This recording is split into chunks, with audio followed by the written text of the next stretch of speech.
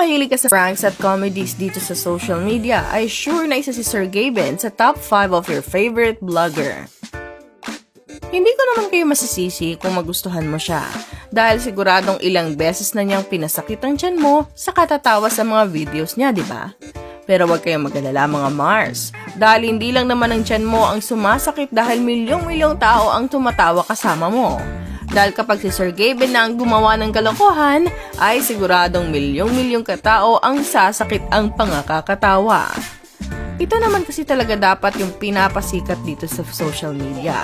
Yung tipong, puro lang good vibes, walang katoksikan.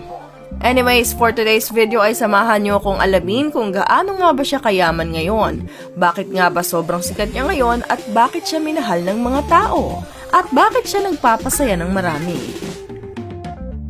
Mula sa kung paano nga ba nagsimula si Sir Gaben sa paggawa ng mga nakakatawang videos nito, hanggang sa kanyang estimated net worth ngayon.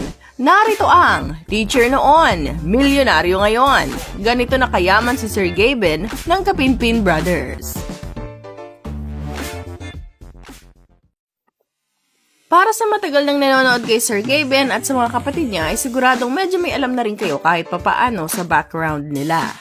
Pero para naman sa mga hindi pa nakakaalam at mga bago pa lang na subscribers o tagahanga niya, ay alam nyo ba na bago pa man sila tuluyang nakilala dito sa social media, ay dati munang isang music teacher si Sir Gaben. Kaya rin siguro may sir siya sa social media. Taong 2012 pa lang ay nagsimula na siyang mag-explore sa YouTube at dito nga ay nag-upload siya ng piano cover niya. Taong 2016 naman ay nagsimula na din siyang mag-cover ng mga kanta at ina-upload niya sa YouTube channel niya.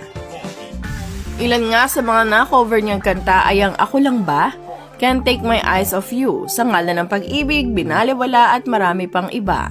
Taong 2020 naman ay gumagawa na din siya ng mga videos gaya ng short film at comedy skits patungkol sa kung paano nga ba manghingi ng alkohol. That time kasi ay panahon ng pandemic, which is kailangan ng face mask, face shield at alcohol. Hanggang sa dito na nga niya pinasok ang mundo ng TikTok at Facebook. Ayon sa ginawang interview kay Sir Gaben na unang daw nilang sinubukan ang mag-upload ng video tungkol sa paghuhugas ng pinggan. At ito ay katawaan lamang talaga.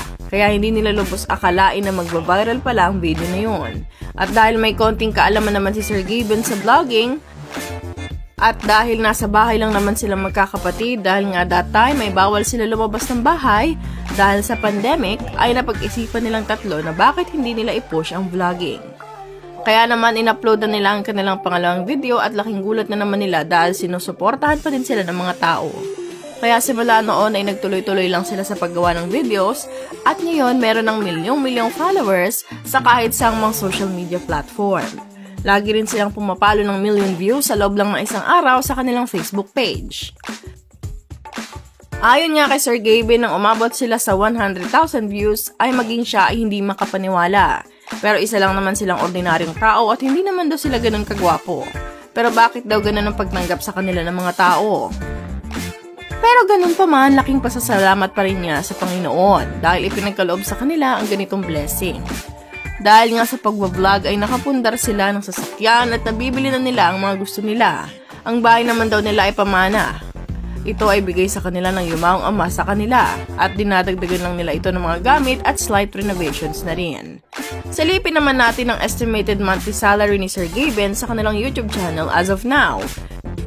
Ito ay may 1.76 million subscribers at si Sir Gaben sa YouTube channel ay makikita nyo araw-araw na nag-upload ng video.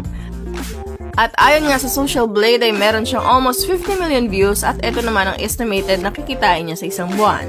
Nasa $166,000 o 8.9 million pesos. Yan ay sa YouTube pa lang mga Mars. Iba pa ang kinikita nila sa TikTok at Facebook, pati na rin sa mga endorsements. Grabe, di ba? Isa rin ba kayo sa fan ni Sir Gaben? At anong episode o mga vlog nila ang favorite nyo? I-share nyo naman dito nang maikwento nyo naman. At ma-realize ng mga bagong subscribers nila ang dapat nilang panoorin, hindi ba? There you have it mga kachika. Anong masasabi nyo tungkol sa latest update na ating pinag-usapan ngayon? I-chika mo na yan sa amin. I-share nyo naman ang inyong mga saloobin sa comment section ng video kong ito. Huwag nyo na rin kalimutang mag-subscribe at hit yung notification bell para laging updated sa nagbabagang showbiz updates dito sa Chismis Central.